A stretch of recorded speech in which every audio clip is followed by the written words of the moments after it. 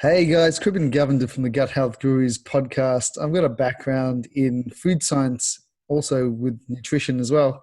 And today we have a special guest. His name is Sonny Blonstein-Dent, commonly known as the Ancestral Health Guy on Instagram. And I really resonated with what Sonny posted or posts on a regular basis on Instagram, and Instagram is a much younger audience. And I thought, well, it's interesting to explore anxiety and depression from a younger man's perspective, because I think by now everybody knows my own personal struggle with anxiety and depression.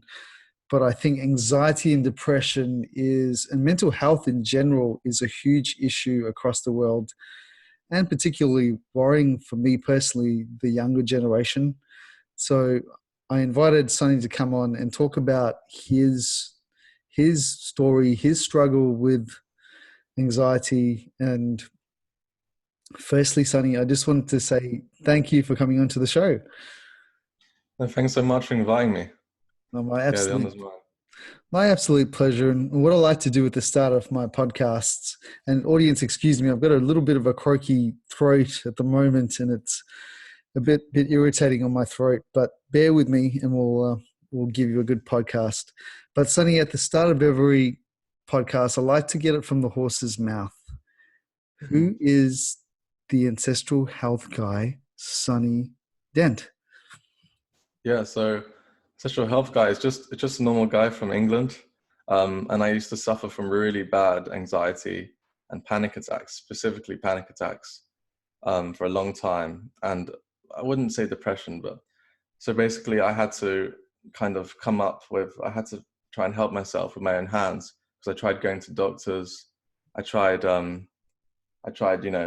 psychologists, I tried hypnotherapists, I tried everything. And I ended up having to help myself. And so I tried diet. I started with diet, and for me, diet helped a lot. So basically, I just wanted to help other people, and I found there was a massive link between the gut and these feel-good hormones that are so important for making us happy, to keep us motivated.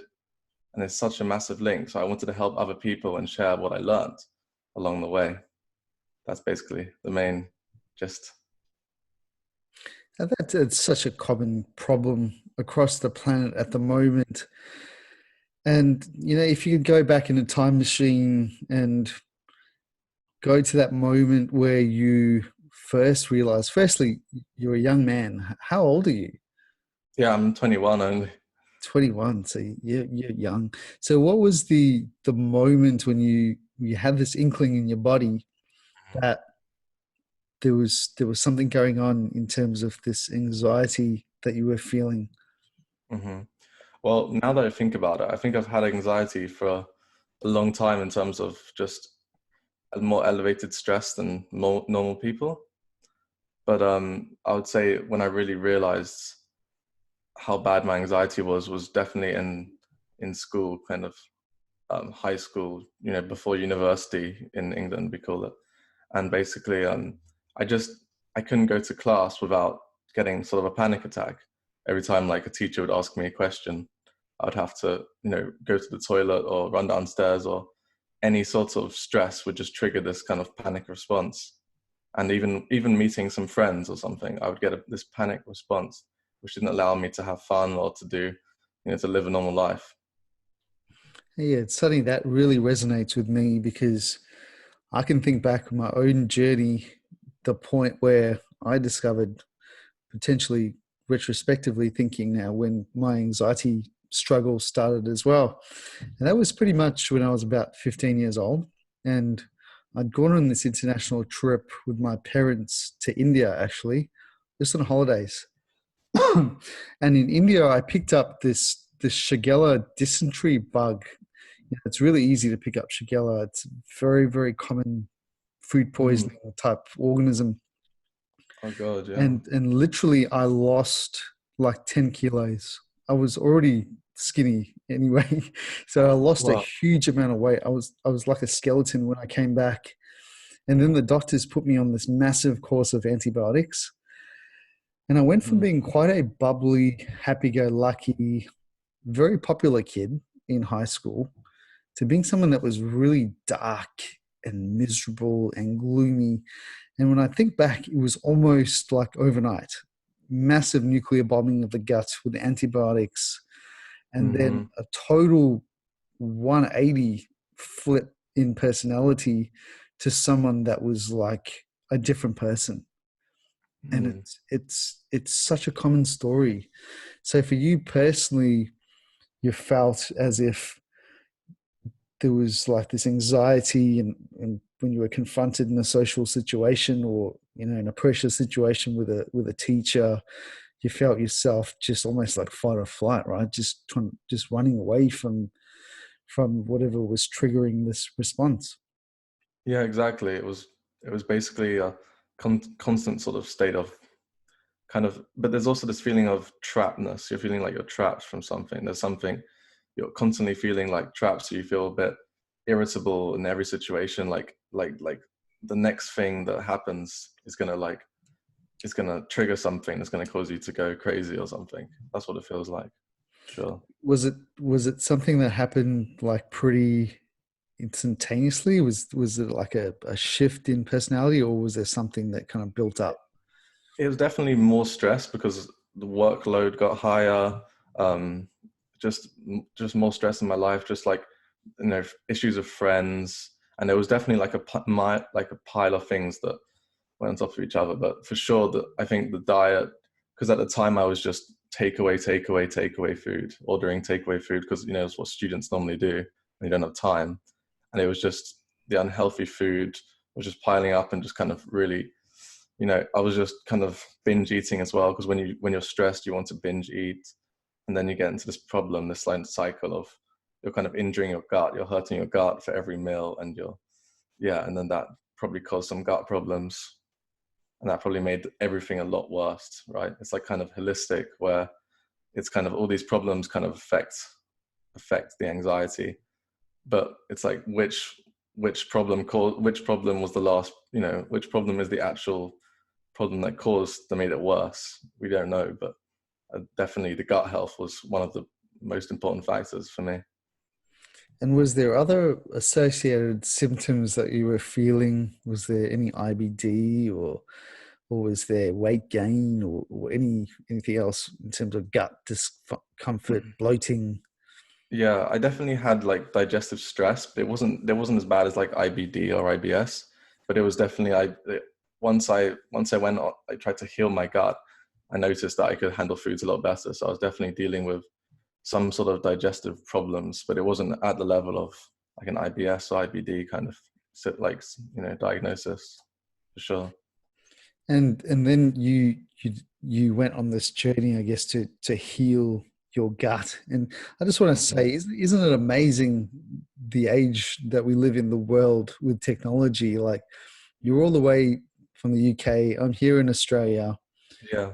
You're a young man. You discovered you had this some sort of issue going on in the gut that was causing you anxiety and depression. And then you put on your thinking cap. You went on to the internet and started to do research. So how did that eventuate, and what did you stumble on in terms of Hmm. your journey? So you discovered there was an issue. So you went onto the internet. What was this pivotal moment or piece of research, or something that you saw that led you on this journey? Was there anything particular? Yeah, there was. But so at the start, I was always searching for, how to heal anxiety. I'd see a video on like like Himalayan pink salt, like in water, just like drink the whole bottle, and I'd try everything, like no matter what it sounded like. But there was like one day, and I came across the keto diet for like I saw that diet, and I saw like a video that made like saying like it can help with, you know, panic attacks and anxiety. So I tried a keto diet, and it didn't really help me that much. For some reason, I tried it for a while. It just didn't really do the job. And then one day, I remember stumbling across a video where it was just Jordan Peterson. Yeah, absolutely. Yeah, it was Jordan Peterson, and he was talking about how the carnivore diet helped him a lot. So it's basically an all meat diet. He said he was suffering from anxiety, sort of panic attacks and depression for a very long time. And because I already watched his video, Jordan Peterson's videos, I had sort of a respect for him already. So I thought I could kind of trust him on his ideas. So I basically tried a carnivore diet. That's what I did. It's when I started that's the first diet I tried. It was basically an all meat diet. And at first I felt really sick. I didn't really like it. It felt really off, but I just kept going with it for a while. And it wasn't like the tastiest of diets. I wanted to eat lots of other foods with it. But I'd kept some going. I tried it for about I'd say like 3 months. But after about 2 weeks, I did notice that like my anxiety symptoms they were just getting a lot. They were getting a lot less, a lot decreased a lot. So, and it could have been the meat. It could have been just the fact that I was removing all the bad things from my diet, like the fast food. But I was eating like a lot healthier before then. So it wasn't just the idea that it was just like I was already trying to eat healthy. So that's really Yeah. fascinating. I've seen the carnivore diet gaining popularity. With every dietary regime, I mean, it's so personalized. One thing that works for one person might not Yeah. necessarily work for another. Whether it's veganism or the carnivore diet or any other dietary regime, I think it's up to the individual to find something that works for them, because each microbiome, each set of genetic information, lifestyle factors, they're all different. But I've got a burning question for you. So what does a carnivore diet, I've never personally tried it Yeah. before, but what does that actually look like? For instance, Yeah. if you could just give us an indication of your breakfast, your lunch, and your dinner, just out of interest. So there's like the conventional carnivore diet, which is basically kind of like steaks and eggs. Well, mainly steaks, mainly like ribeye steaks is what I would have, and like I would a lot of people when they do the carnivore diet or keto diet, they do intermittent fasting as well. So they would skip breakfast normally and have like a big lunch and a big dinner or something. Or some people who want to lose weight would just have one meal a day. But yeah, but there's another carnivore diet called the nose to tail carnivore diet, which basically means you're just adding in organ meats. You're eating the whole animal basically, and that's the organ meats are the most nutrient dense part of the animals actually. That's where the animals store most of their nutrients because it's the most important functions of the body and the organs. So so there's like two types of carnivore diet, but for me, I use the carnivore diet as a sort of stepping stone, because I've generally found that people with gut issues especially do really well on like a carnivore diet with like healthy, with grass-fed animals. And then once they kind of have done that diet for a while, like, and then you add in foods, it's kind of like an elimination diet in a way, where you can use it to find out your food sensitivities, because it's really unlikely that someone's allergic to beef. Like there's just no one's allergic to beef for some reason. So it's a really good place to start, and then you can add stuff back in and test. Maybe you have a pathogen problem, like why can't you tolerate this food, and maybe it's candida, and then maybe you need more time to rest. Are you allowing your body to heal? Are you sleeping enough? So it's kind of like I use the carnivore diet as the first sort of recovery. It's sort of like a place to put your gut on a cast and just chill for a bit. Yeah. Absolutely. And this is the information that you post on Instagram. And what I really love in essence of what you do is it's almost like the mouth of babes. So you're a young guy, very creative. You take quite complex scientific information and you simplify it in these nice little infographics that make it easy for people to understand. So huge Yes. kudos, Sonny. It's a great thing that you're doing. Thanks a Now lot. let's explore a little bit about some of the factors that you're talking about. Now, what are the factors from a scientific perspective? Firstly, let me just clarify. So you're 21. What are you currently studying? Yeah, so I'm just taking a gap year right now for school, Okay. All right. because basically I had really, because of the anxiety and stuff, I didn't go straight to university. So I Mm-hmm. decided to take like a gap year. So yeah, I'm still kind of doing that gap year kind of thing. And Right. I'm trying to make my Instagram kind of a job in a way.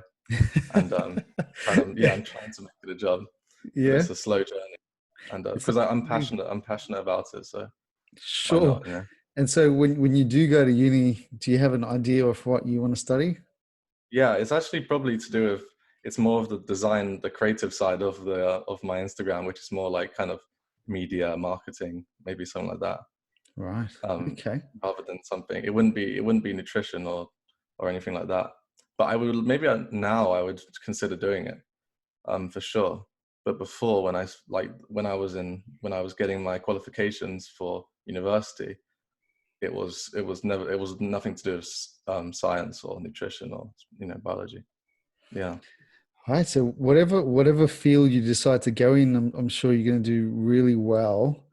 So let's explore why the carnivore diet might have provided some benefit. So I'm a Yeah. scientist, so I'm not suggesting that this is going to work for everyone, but let's explore from a scientific perspective why this particular diet worked for you. So number one, so you mentioned the organ meats, Hmm. the nutritional benefits. So I highly encourage people look at root cause protocol. So I'm not sure when Morley Robbins episode, who's the guy that developed this root cause protocol, is going to drop. But essentially what Morley is saying is that basically we've got too much iron in our bodies. And so Hmm. iron is causing a lot of issues. There's impacts on the gut microbiome. There's Hmm. impacts on mitochondrial function. And essentially what Morley is saying is things like liver are very high in copper. And what copper does, it has the ability to almost inactivate iron, sort of remove it from the body. So Hmm. that's one reason why doing a carnivore diet might be beneficial. The second Hmm. reason, the second reason might be it's low in deuterium. So I'm not sure what your Yeah.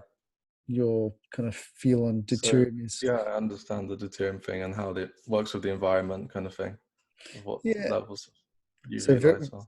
so very simply, animal foods are lower in deuterium. So deuterium is just basically a an isotope of hydrogen that's twice as heavy. Again, I'm not going to go into the detailed science. Guys could always go back and listen to our podcast episodes with Dr. Laszlo Boros or Dr. Jack Kruse or Dr. Gabor Chomley on the deuterium story. But just know this, that meat and fat is naturally low in deuterium, and carbohydrates, especially the C3, so the length of the carbohydrate chain, so C3 and higher is more likely to have high levels of deuterium. So that's one factor. That's another factor why a carnivore diet might be beneficial. Then you mentioned also perhaps, and I think I've heard you talk about this and post about it, the lectin story. So Hmm. lectins, anti-nutrient compounds Yeah. naturally found in vegetables and things like that. When you have meat, there's no lectins. So, Hmm. these anti-nutrient compounds that can cause Hmm. inflammation in the gut are not there. So that's another reason, especially for eating grass-fed meat, Yeah. organic, no glyphosate, no pesticides.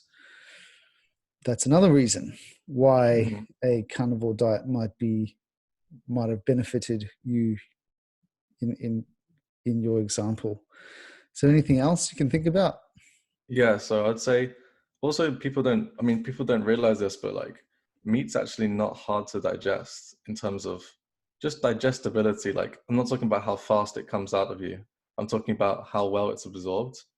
And what a lot of people with gut issues need is to have some food that's easily absorbed. It doesn't come straight through them. It doesn't irritate the gut. And meat is like, I mean, you can even bone broth would be even more soothing, something like that with the collagen, and it literally soothes the gut. It's like putting a cream on a wound. But so yeah, that's another thing. It's just people don't understand that if you've tried a carnivore diet, you'll know that you'll feel. I mean, obviously, it does depend on the person. Not everyone's the same. It depends on your ancestry and other things. But you'll know that your gut will feel really light. It feels like you never feel bloated if you've had like just a steak by itself. But if you have like a steak and potatoes, you'll feel a bit more. It feels a bit more heavy. So that's another thing. And then the second thing I would add to that is just the fact that animal foods are in general more nutrient dense for humans. In general, there's not every nutrient. Like obviously some certain nutrients like vitamin C is better on plants, better easier to get in plants. But when people are suffering from gut issues, especially they want, or any health issues, you want nutrients in the most bioavailable form, right? You don't want your body to be converting vitamin A from, beta carotene to retinol, which is like the plant form. You don't want your body to be converting all the vitamins. You don't want your body to be doing less work. I mean, more work. You want your body to be doing less work to make it more efficient. So animal foods provide nutrients in the most bioavailable forms. So that's another aspect that could help for sure. People with gut issues or people that just need to heal in general. Yeah, absolutely. And audience, don't get me wrong. There is a place for a plant-based eating as well. So if people make choices based on religious reasons or sustainability or animal cruelty, there are options to heal the gut without having to go down a carnivore diet. So there's certainly no one size fits all. Everybody's on a journey and everybody makes their own informed decisions based on the latest science. And that's what we do on this podcast. So Sonny, so you touched on something I think that was very important, fasting. So what's your fasting practice look like? I don't like fast as much as I used to now because my gut's a lot healthier. And well, in now I do fast a bit during kind of winter. But what I generally recommend for people to do is just to start with intermittent fasting. But like anything, I don't think you need to fast to be healthy or anything. But we're dealing with lots of people, like people with gut issues. They're people who need a rest and they need to give their gut a break. And you can't stop eating. So how do we give our gut a break? When we hurt our arm, we can just put our arm in a cast if we break our arm. But how can you rest your gut? You can't stop eating. But fasting is a way to rest the gut. So lots of religious in religious books did have, you'd fast, wouldn't you, as well? And there's probably lots of reasons for that. But also it's a chance to rest your gut as well from or because especially in the modern world, we're constantly injuring our guts. We're constantly giving our body more than it can handle. We're overeating. The food is almost so abundant that we're not giving it a break. Some people, I think it was there was some crazy statistic that people on average eat about 10 20 times a day, like the average person in America or something. And it's like, we're not giving our guts a break. We're just constantly just ramming our guts with foods and not easy to digest foods. So fasting is just a way to hit the brakes, have a reset button, let your body have a chance to recover. And just that's what I like to do. Totally agree. We eat far too much in the Western paradigm. I'm down to 2 meals a day now. I have breakfast in the morning and literally my dinner at 3 o'clock, and that's it. And every day for me is pretty much, unless there's social commitments, but most days look like a solid 16-hour fast.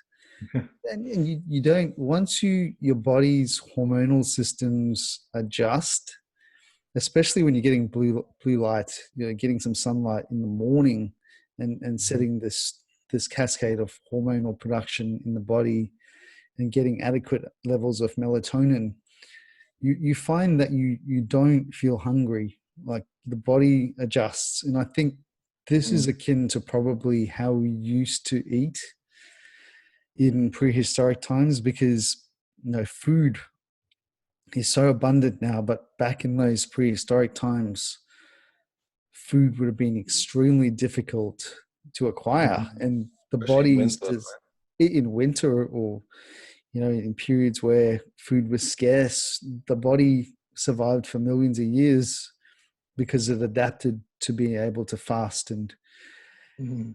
go through periods of essentially starvation. It's Yeah. inbuilt into the cells, and I think there's also the systems where systems like autophagy, where the body needs time to clear out all the old cells, Mhm. whether it's autophagy or mitophagy, whether the Yeah. mitochondria as well are also clearing out all the junk as well, all the dead mitochondria. So the body needs time to do these things, and eating is actually a stressful process in itself Very because true. of the release of cortisol. So Hmm. imagine, so we're eating, but the eating process itself is creating more stress. Yeah. So it's this vicious cycle where people might develop habits to deal with stress by eating, but then the stress is then being exacerbated by the eating in itself. Mhm.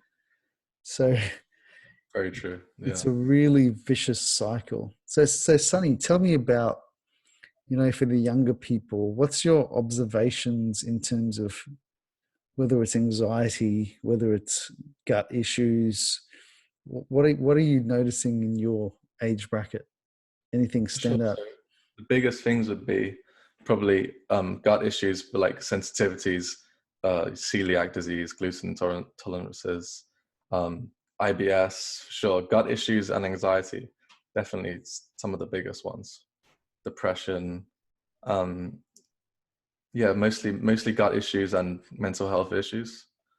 Trying to think of any more that's kind of common at the moment.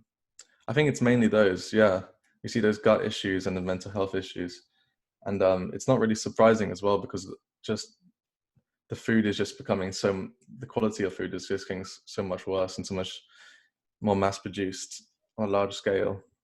Especially I'm in London here, so like it's just there's food delivery constantly available for everyone, and they don't really need to spend the time to look for good quality food and bring it home and cook it themselves. You know what I mean? You've got Uber Eats on, I'm assuming. Yeah, we've got Uber Eats, Uber Eats. Deliveroo, got some other Ah, stuff as well. geez. Yeah, How yeah. about, what's your thoughts on phone usage and also technology, Wi-Fi, Bluetooth? Hmm. Definitely, it's massive. Like I don't know to be honest, I haven't done enough research on EMFs to understand how that affects our guts. You know what I mean? But I do know it's in terms of for our sleep, it's just like a killer EMF radiation. And especially in London, everyone's living in such a there's so many people in a small in a massive population. There's so many people in a small area, so it's just mass amount of EMFs affecting you constantly. And our sleep is the time when our bodies can actually rest and heal.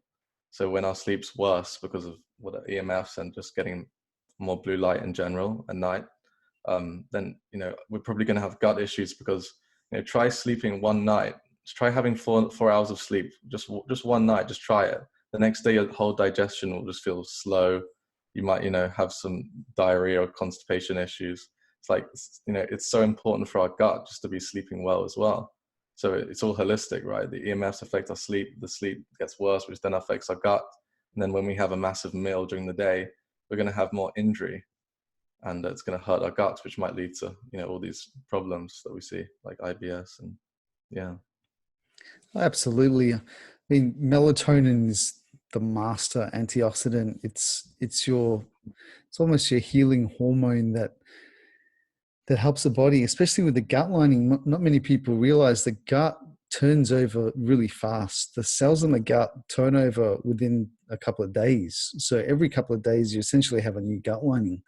So imagine Mm. if the body doesn't have the time it needs to actually replace this lining optimally. Mm-hmm.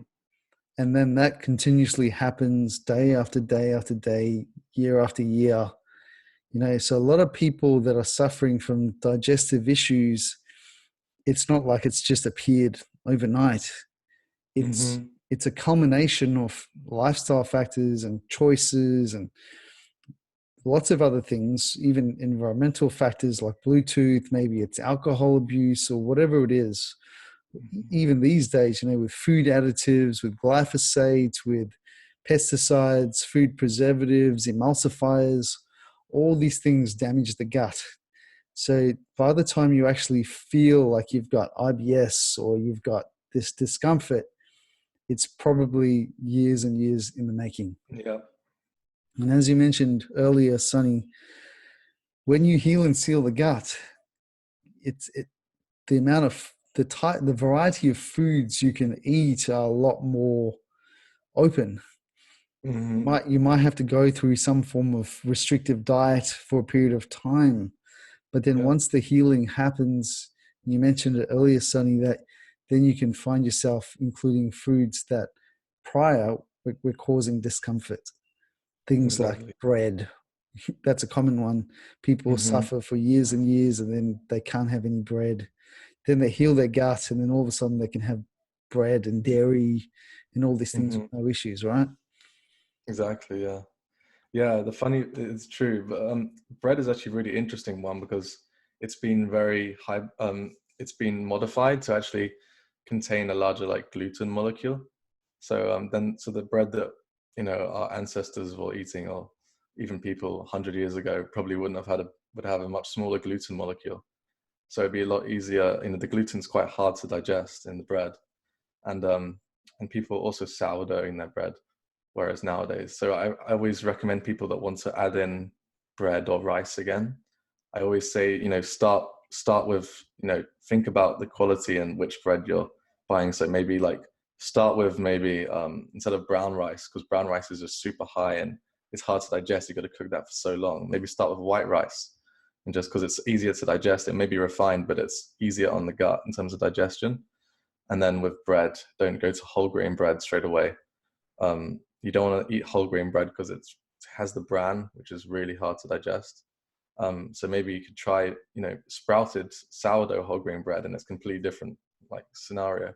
So these details, the devil's really in the details when it comes to like gut foods and foods that if a food that's hard to digest can simply, and a food that like is easy to digest can simply be like, are you mashing your potatoes or are you baking your potatoes? The maybe mashing is more broken down, so it'll be easier to digest.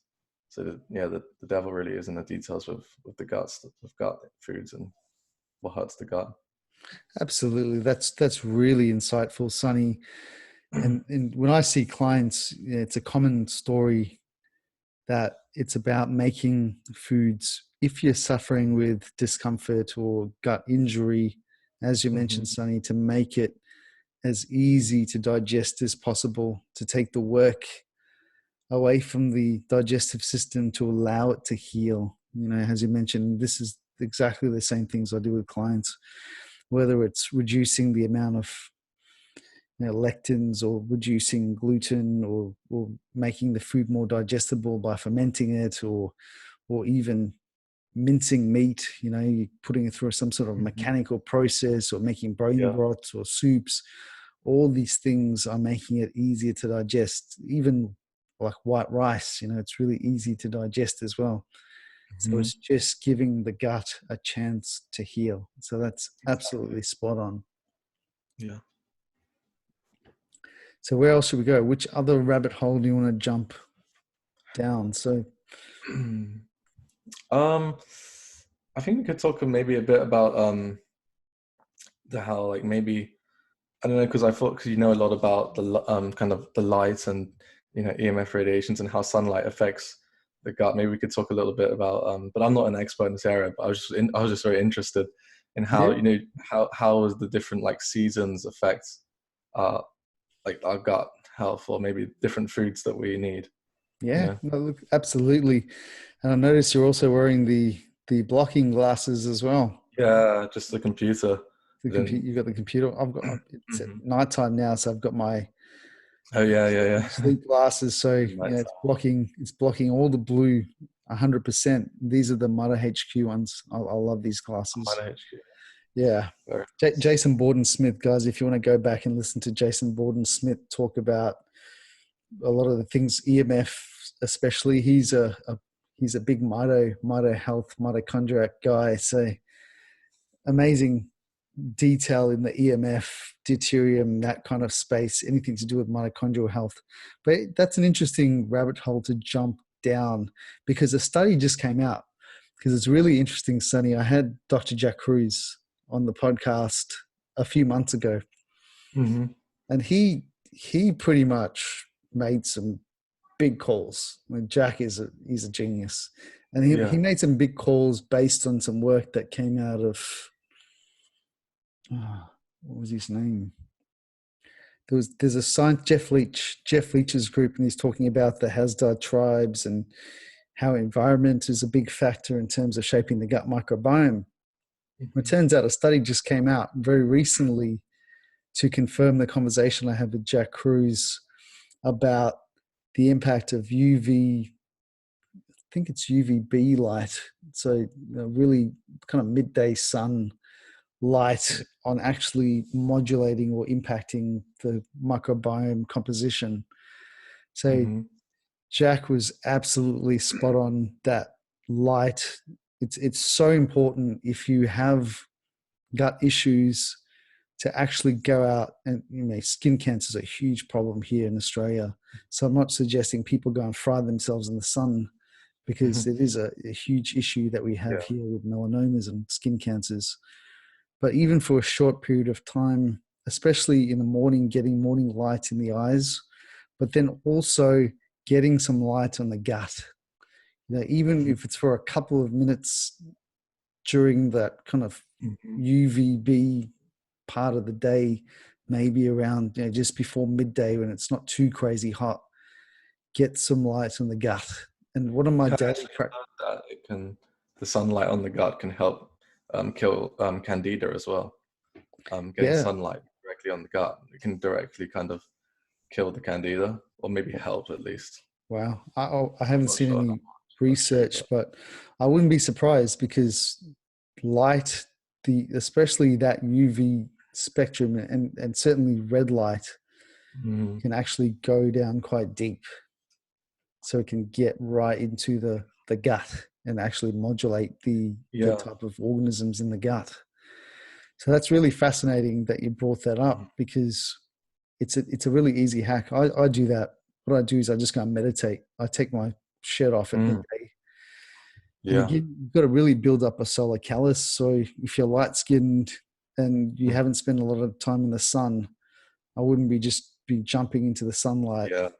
You Slowly. got to slowly build up that solar callus and Hmm. certainly get light early in the day just to prime the body for sunlight when it gets stronger in the middle of the day. And yeah, so that what I do is I just go outside and I do my TM. So I do transcendental meditation. So I just do my meditation outside in my jocks. That's Oh, my nice. my Yeah, backyard is pretty much it's private, so I can I guess. pretty Yeah, much take my clothes off and jump in the perfect. backyard. Yeah, So I've got a garden in the back, so I'll nibble on some herbs and some lettuces or whatever is growing in my yeah, garden, and I'll get in my jocks lovely. and just meditate for 20 minutes with sunlight on the gut. Nice. It sounds great. And the other benefit, we're talking about anxiety and depression. Hmm. Sunlight has the ability to produce beta endorphins when it shines on the body. So this is Hmm. a huge mood boosting impact on the body. It's like the the opposite side to that is SAD. In the middle of winter, maybe in Oh, yeah. parts of England Hmm. where people feel gloomy when it's Depressed. or Yeah. depressed when there's not enough sunlight. Hmm. So this is the opposite end of it. Yeah, so interesting. And I was also learning a lot about, because you know how eating for your local environment, because the light, like in winter you wouldn't be able to eat maybe fruits in England, you wouldn't be able to eat those high carb foods. So maybe doing a more kind of ketogenic style approach in winter could, you know, also good for a mitochondria point of view. When you're in ketosis, you're using your mitochondria to burn energy, like Mm-hmm. 100% of your mitochondria. Mm-hmm. So during those winter months, as we said in nature, as we said in nature, you probably would be, it's a survival months, winter. It's when the harvest stops. So we're probably burning our own fat off, right?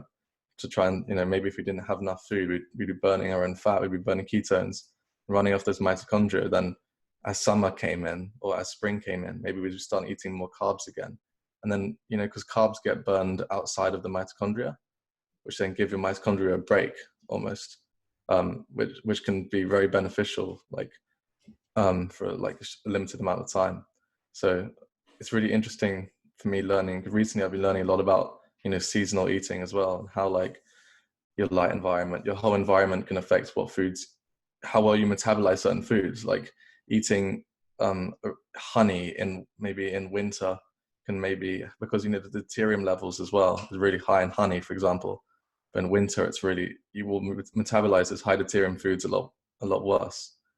But in summer, with the UV light and eating carbs will be a lot more beneficial. So maybe Yeah. those things like link together. Yeah. Absolutely right. Because, it's all globalism is a double-edged sword, really, because now you can access food from across the world any season. It's all Yeah. imported. But seasonal eating is a really simple hack, because you're eating foods that are almost programmed in your environment. So your body, so light is information. So when a light shines, and Dr. Jack Kruse is far more eloquent in explaining all of this, but when the light shines in a plant, there's a programming that's happening. That light energy is stored in the plant.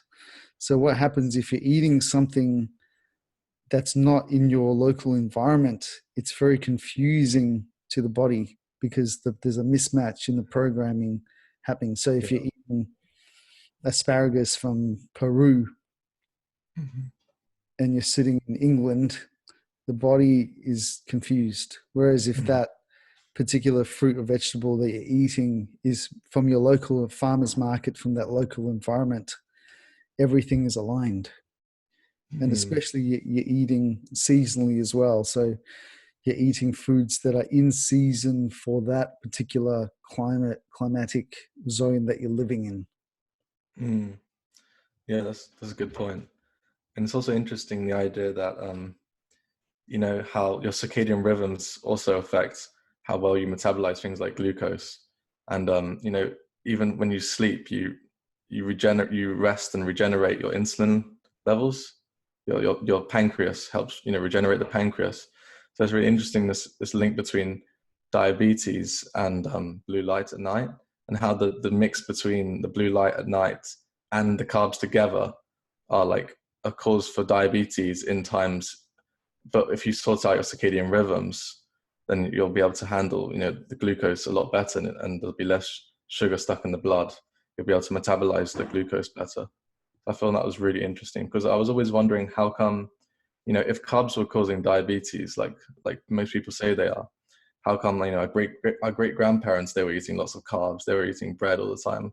How come they weren't getting diabetes? If you look at the Weston A Price book, all those cultures were eating, grains with every meal almost. How come they weren't getting diabetes?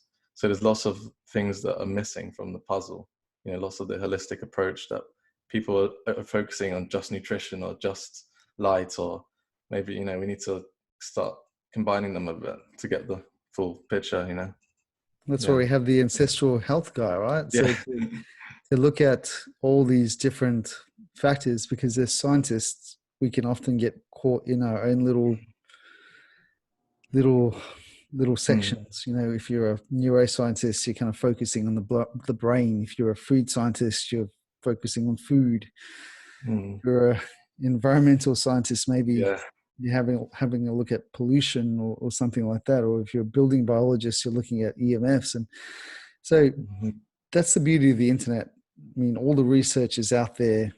It's, guys like Dr. Jack Kruse, guys like yourself, a young guy with all the information at your fingertips, and it's there for everyone, right? At the end of the day, it's just Hmm. putting all those little pieces together. Now there's podcast episodes, there's so much information where people can put all those little nuggets together and try things out. Perhaps try a fasting protocol, or get yourself some blue light blocking glasses, or maybe get some sunlight in your eyes or in your gut. You might be surprised at the flow on health benefits. Another thing that I do a lot is cold thermogenesis. So I'll jump in the ocean once a week. I'll have cold showers every day. That's also, all these things are great for mental health as well. Mm. Infrared sauna, red light therapy. There's so many things, there's so many modalities that people can try to deal with any health issue, whether it's the gut or even if it's anxiety and depression. Hmm. Yeah, very true. Yeah. So I think that was, I think we're up to time now. So that went by really fast. Yeah, really fast. I know. That went by really fast. We're almost up to an hour, but Sonny, I want to just say huge gratitude for you waking up early in the morning for a young guy. And 8 o'clock's pretty early for a young guy, No, a young no, bloke. well, today I watched the sunrise, so it was good that you got me off a bit earlier. Awesome. You get the sun in your Yeah, eyes, and yeah. it's really good to see the young people out there. And, that's the essence of the Gut Health Gurus podcast as well. It's not just about getting all the professors and the academics and the scientists, but I also want real people with real stories. You're a young guy. You've been very vulnerable and open in sharing your own personal journey, which I'm hugely grateful for. And hopefully it'll inspire other young people out there who are also struggling. And hopefully you can be an inspiration for them, because they're probably not interested in an old bloke like me and what I Mm. have to say. So hopefully you can be a voice for the younger people. So I really appreciate you coming onto the podcast, Sonny. And Thanks a lot. Yeah, that's my goal. It's just to help people so they don't have to suffer the way I did from the. Mm. Yeah, thanks so much for having me. my Yeah, pleasure. And if people, two more questions and we'll wrap. So if yeah, people are really interested in finding out more about you and what you do, how can they find you? yeah. So right now it's just my Instagram, which is Ancestral Health Guy. But there's a website, ancestralhealthguy.co.uk, and then you can find that through Instagram as well. And you can Great. even book a consultation with me if you want to speak about stuff, about your anxiety. Yeah. Awesome, man. You're doing some amazing things. And one more question. If there was one thing you could do for your gut health or your emotional health, Mm. mental health, call it what would it be, Sonny? I'd say you need to take care of it, which means, the word cure originates from the Latin word curare, which means to take care of. So in order to cure ourselves from on disease or from mental or even a physical illness, we need to take care of our bodies. We don't need to just do it one day or 1 month, do this diet, and then for the rest of our lives we go back to our normal diet. The word take care means you're constantly making choices to take care of your body, whether it's to eat easier to digest foods, whether it's to wake up for sunrise, whether it's to go to bed a bit earlier. It's all like having good health is all about taking care of your body, and making it as easy as possible for your body to do its functions. So yeah. Awesome. There's a lot of wisdom in that for sure, Sonny. Well ahead of I guess, your age. So that's extremely wise. Well said. Sir, thank you so much for coming onto the podcast. Thank you. Thank you Thank so you. much. Have a nice Thank you, day. Sonny. Take care. I'll see you later. See you later.